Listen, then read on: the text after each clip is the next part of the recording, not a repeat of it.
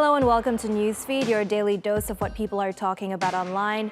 From news stories to what's trending. Ukraine marked 31 years since its independence from the Soviet Union this week.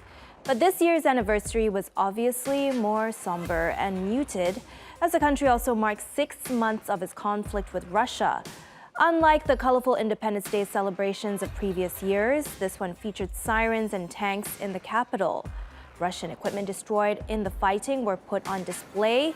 The streets were mostly empty, but some Ukrainians did come out, celebrating the day with their trademark defiance in the face of adversity. My colleague Dan takes a look at the conflict's toll on both sides.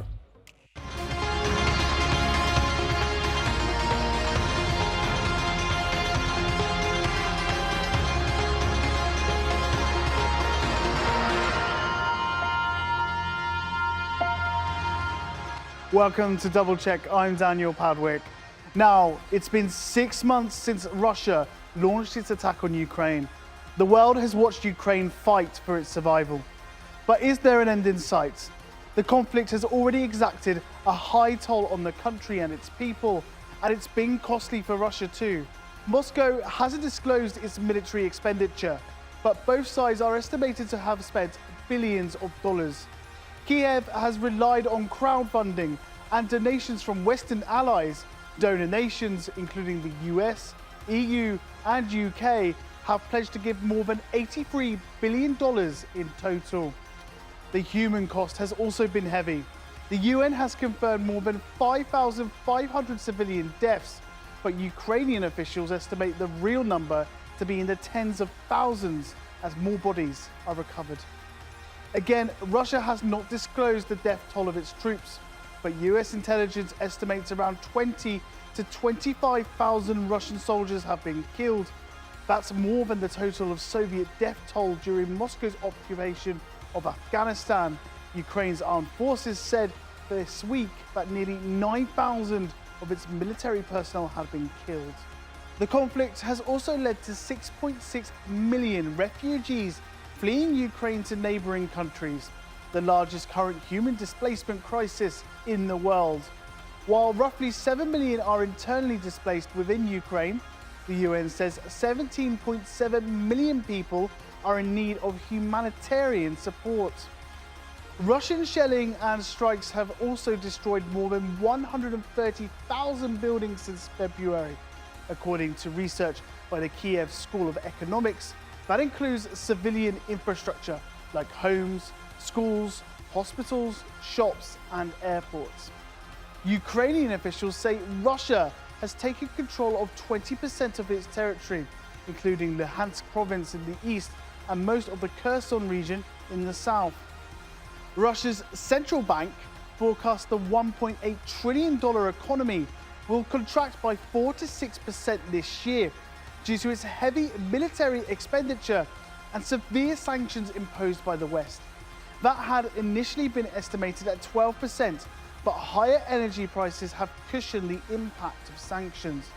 Ukraine's economy has been battered by the conflict. It's forecast to shrink more than 50% this year, and says it will need upwards of $750 billion for recovery. The conflict is also estimated to have cost Ukrainian farmers and agribusinesses $23 billion in lost profits, destroyed equipment, and transportation costs. Ukraine's wheat exports, worth around $5.1 billion in 2021, is expected to fall by nearly half this year, after around 20 million tons of grain were blockaded for months. Starting this month, 30 cargo ships carrying foodstuff have departed from Black Sea ports under a deal mediated by Turkey and endorsed by the UN. And the impact of the conflict is being felt beyond just Ukraine and Russia's borders, with food and energy prices skyrocketing globally. World leaders say they are determined to find a solution. We have a dramatic problem of food insecurity. We have a dramatic problem of energy markets being completely out of what could be acceptable. And this puts developing countries in an extremely difficult position. I feel that we are still far from the possibility of peace.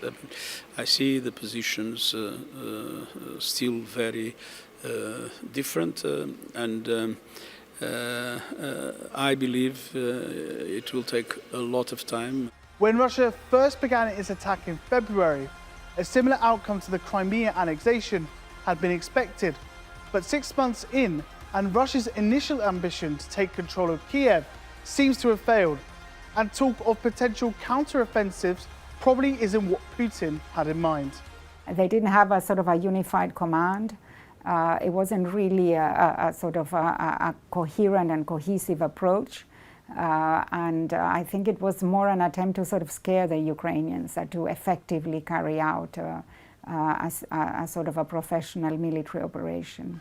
Diplomatic talks have been ongoing, and leaders of the two countries have been encouraged by Turkey, NATO, the UN and other allies to meet in person to discuss a potential peace process. But after waging and surviving 6 months of brutal conflict, it doesn't look like either side is ready to put down its guns anytime soon. That's all for this episode. Let us know if there are any stories out there that you feel need to be double checked. Until next time, take care. Thanks, Dan, for that. Now, this year has been wrecked with extreme weather, drought, heat waves, and floods, to name a few. Pakistan is one of the latest countries to be affected. It's declared a state of emergency due to heavy rains and massive floods. Since June, more than 900 people have died and millions more displaced. The annual monsoon is quite important for the South Asian country, as it's essential for agriculture and the replenishment of lakes and dams. But the wet season can also bring a wave of destruction. And this year, it's heavier than ever before. The government says it's the worst humanitarian disaster of the decade. In contrast, the rest of the world is longing for rain. Europe is experiencing its worst drought in 500 years, and the situation isn't much different in China. It's been hit by its strongest and longest heat wave on record. Scorching temperatures have worsened the drought, caused wildfires, and set off health warnings. The crisis is also threatening food production, forcing farmers to take extreme measures and use every drop of water carefully. Scientists say extreme weather events like these will become the norm in the coming years, and we're running out of time to prevent a full-on climate catastrophe. Speaking of time, have you heard of the climate clock in New York? Well, it shows us how much time we have left to save our planet. And no, you're not going to die when the countdown stops, so you can calm down. Although when that countdown stops, it will mean that we've done irreversible damage to the environment. Here's what we can expect 2050 to look like.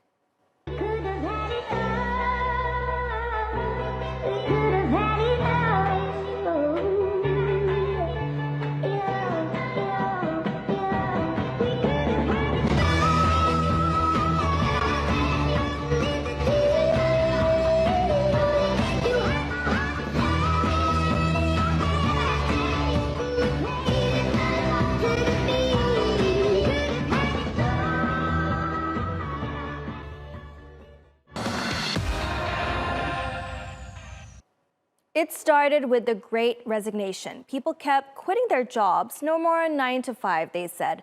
But then it hit the rest of us, those who didn't quit for whatever reason, despite the fact that they were burnt out and in much of a need of a break.